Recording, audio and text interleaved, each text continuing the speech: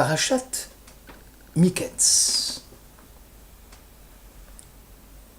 Toute la souffrance de Joseph en Égypte, tout comme la haine de ses frères jusqu'à sa vente, le fait qu'il soit esclave en Égypte, et puis l'histoire avec Madame Poutifar, pendant 12 années, rien dans le texte sacré n'explique quelle fut sa faute. En fait, il était descendu en Égypte, précédant son père et ses frères, pour leur préparer justement et leur frayer le chemin. Suite au décret qui a été dit à Abraham, sache que ta génération, ta progéniture sera étrangère dans un pays qui ne leur appartient pas. Mais la question qui se pose est pourquoi Yosef est-il obligé de supporter tant de souffrances? N'y a-t-il pas, pour les voies du Seigneur, une autre façon de faire descendre Joseph en Égypte sans qu'il ait à subir autant de souffrances? La réponse est que, dès le départ, Yosef allait devenir le dirigeant de ses frères. Comme il est marqué, Joseph était âgé de 17 ans quand il était berger. Or, le mot berger, le pâtre, dans l'expression biblique, c'est un dirigeant politique, c'est un leader. Rachi explique que Joseph déjà se préparait, puisqu'il s'arrangeait, comme on dirait aujourd'hui. Il faisait en sorte à devenir présentable, il soignait la communication, il soignait le fait de paraître beau garçon, parce qu'il avait le sentiment qu'il allait devenir le dirigeant de ses frères, et que de ce fait, il fallait soigner aussi son extériorité afin que ses frères puissent le craindre. Mais en réalité, qu'est-ce que la gouvernance, et surtout de la communauté d'Israël? Le Talmud dit, vous pensez que lorsque vous allez devenir un chef, un président de communauté, ou un rabbin ou un chef, c'est quelque chose de facile, c'est une sorte d'esclavage que je vous impose, dit l'Éternel. L'homme dirigeant en Israël doit comprendre qu'il est au service de sa communauté et ce n'est pas l'inverse. C'est lui qui doit les servir et ne pas se servir d'eux. C'est la raison pour laquelle, par exemple, pour l'élection du roi, il est dit Levilti urum levavo me'echav. Il ne fallait pas que le roi se sente supérieur à tous ses frères. Bekitsour, d'une façon claire et en résumé, la tâche, la mission qui est dévolue au chef est loin d'être une source de profit personnel. Or, Joseph, ici, apparemment, tire profit de son rôle, puisque il venait médire sur le compte de ses frères à son père, même si les frères avaient senti, à travers les songes de Joseph, que celui-ci allait devenir un dirigeant. En réalité, Joseph aussi tirait profit parce qu'il venait leur raconter et attendait les conclusions qui s'imposaient, à savoir, oui, tu es notre chef. Et c'est alors que la jalousie, la haine ont commencé à germer dans le cœur des frères de Joseph.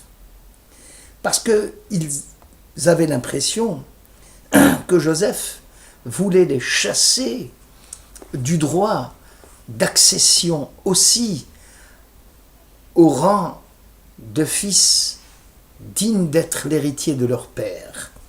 Ils pensaient que l'histoire allait se reproduire comme avec Ishmaël qui fut chassé de devant Isaac, ou comme avec leur père, Ésaü qui a été chassé de devant Jacob.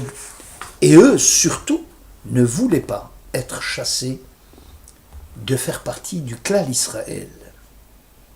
Les sages nous ont dit que Yaakov mitato shlema, c'est-à-dire que Jacob, lui, n'avait pas de résidus, Jacob n'avait pas de rebut, quelque chose à rejeter, parce que toute la progéniture de Jacob était digne de recevoir l'héritage d'Abraham, d'Isaac et de Jacob.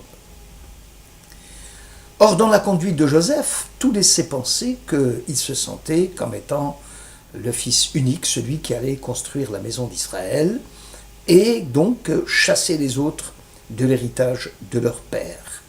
Or, il est marqué, concernant quelqu'un qui voudrait éloigner Israël de leur héritage, il a le din de Messite ou Madiach. Si quelqu'un, disait Moïse, se lève au sein de ton camp et vient demain t'inciter à quitter le camp d'Israël, à ce moment-là, disait Moïse, Lotahos enecha alav velotachmol, tu n'as pas à le prendre en pitié. Donc c'est ce qu'ils ont fait les frères, ils ne l'ont pas pris en pitié, et c'est ce qui explique aussi leur volonté de vouloir attenter à sa vie, jusqu'à ce qu'à la fin, finalement, il ait été vendu au Ishmaélim, à Ishmaël. Et il est devenu donc cet esclave que nous connaissons et qui accepte le jugement, et jusqu'à ce que finalement la providence divine a décidé aussi qu'il allait devenir le chef dans la maison de Potiphar. Et là aussi, Joseph s'est senti dirigeant, même chez Potiphar. Il commençait à boire, dit Rachi, à manger, à s'arranger presque, à se préparer au nouveau rôle qui l'attendait. Or, nos sages nous ont dit, la grandeur n'est donnée à un chef, non pas pour satisfaire ses besoins et satisfaire ses profits personnels et son enrichissement personnel. Quelqu'un qui est comme cela n'est pas apte aux yeux de l'Éternel pour diriger son peuple. Alors, il a fini en prison. Et lorsqu'il a enfin compris que la gouvernance, c'était plus pour servir que pour être servi, à ce moment-là seulement, il était digne d'être vice-roi d'Égypte. Lorsque le pharaon le convoqua et lui dit « Mais je n'ai pas trouvé d'homme aussi intelligent que toi pour résoudre et pour trouver la solution à mes rêves », il a répondu « Bil Adai Elokim Ya'anet Shlom Paro », il dit « C'est Dieu qui trouve la solution pour la quiétude du pharaon. Ce n'est pas moi, c'est-à-dire je n'ai aucune aptitude à me substituer à l'Éternel. Moi aussi, je ne suis qu'un intermédiaire entre toi et Dieu. » Alors Dieu a décidé que cet homme était assez mûr pour devenir un dirigeant d'Israël.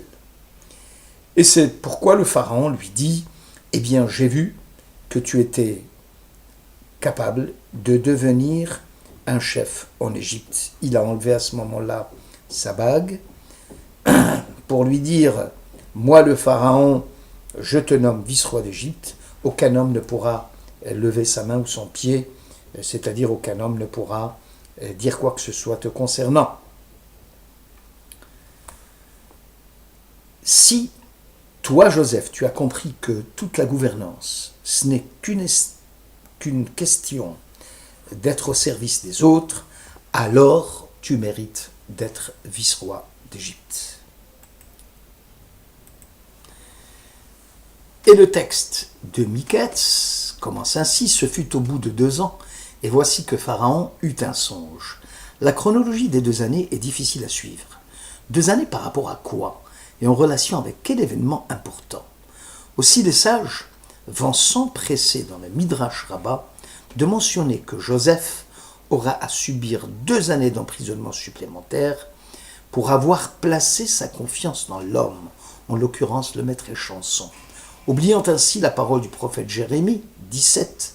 « Maudit soit l'homme qui place sa confiance dans l'homme », allusion à Joseph, qui avait sollicité le maître Échanson d'intercéder pour lui auprès du Pharaon. Il est dit dans le même Jérémie, « Béni soit l'homme qui met sa confiance en Dieu ». Cet extrait du verset tiré du prophète Jérémie est complété par une autre citation. « Celui qui n'a pas tourné son regard vers Rehavim ». Rahav est le nom donné par nos sages à la puissance égyptienne.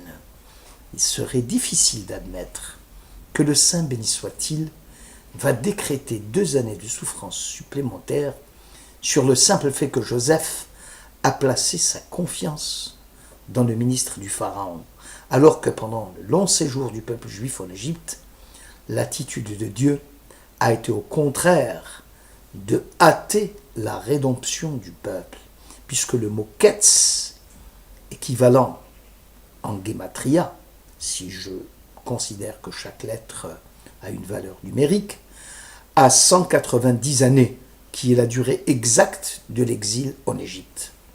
La réponse est à trouver dans la parole du prophète. Dieu voit à l'avance la finalité de toute chose. Lorsque Dieu a décidé de libérer son peuple, à un moment précis, il prévoit à l'avance que le salut n'apportera pas à sa suite une tourmente quelconque, et ce, à quelque personne que ce soit. La rédemption du peuple en quittant l'Égypte a été bénéfique à tout point de vue. Aussi Dieu va hâter le départ des Hébreux d'Égypte, et tant pis pour le non-respect du calendrier préétabli avec les patriarches. En effet, l'Égypte va connaître enfin un répit, après avoir subi une année de catastrophe due aux 10 plaies, et enfin le peuple juif va recouvrer sa liberté. La liberté de Joseph, par contre, si elle avait eu lieu 2 ans à l'avance, aurait immanquablement entraîné à sa suite, comme Joseph le prédira plus tard, les années de disette, la ra'a, la catastrophe pour le peuple égyptien. Dieu n'a pas dans ses projets d'accorder un temps d'avance à une calamité quelconque. Dès lors, Miketz, le titre de notre paracha, au bout d'eux, fait allusion au décret initial pris par Dieu concernant la durée d'emprisonnement de Joseph. Et jour pour jour, Dieu a attendu l'échéance finale pour déclencher en même temps le rêve du Pharaon. En effet, pendant la grande disette qui allait sévir en Égypte, la terre sera dure comme une pierre et les visages des hommes blafards à la suite de la grande famine. On en déduit que Dieu précipite la marche du temps quand il s'agit du bien-être de l'homme et du monde, la Tova, et qu'il laisse l'échéance aller à son terme quand il s'agit de la catastrophe à venir, de la Ra'a. Le nom d'ailleurs Rehavim donné à l'Égypte, étymologiquement parlant, signifie la fière, l'orgueilleuse. En effet, le propre de l'homme qui accède à un poste important, de façon générale, est de considérer comme quantité négligeable ceux qui lui sont inférieurs hiérarchiquement parlant, jusqu'à éradiquer. Donc le propre de l'homme qui accède à un poste important, d'une façon générale, c'est d'oublier de ses préoccupations, d'enlever de son souvenir toutes les préoccupations présentes, surtout quand il s'agit de son propre avancement hiérarchique. Le maître échanson ne s'était pas souvenu de Joseph, dit le texte biblique. À l'inverse, Dieu, quand on évoque son immense grandeur, on évoque en même temps sa grande humilité, selon lequel Iyakar frayait le chemin aux cavaliers des cieux dans le nom, et Yud et He, en hébreu les lettres Yud et He, constituent une combinaison minimale pour former le mot de Dieu. Là réside le secret de la compassion de Dieu envers les hommes. C'est en même temps le maître des cieux, mais c'est aussi celui dont l'identité et l'attribut apparaissent avec une grande modestie. Petit et béni soit l'homme qui a confiance en Dieu il sera tel un arbre planté au bord de l'eau, qui étend ses racines près d'une rivière. L'infiniment grand Dieu n'oublie jamais l'infiniment petit l'homme. Bonne écoute.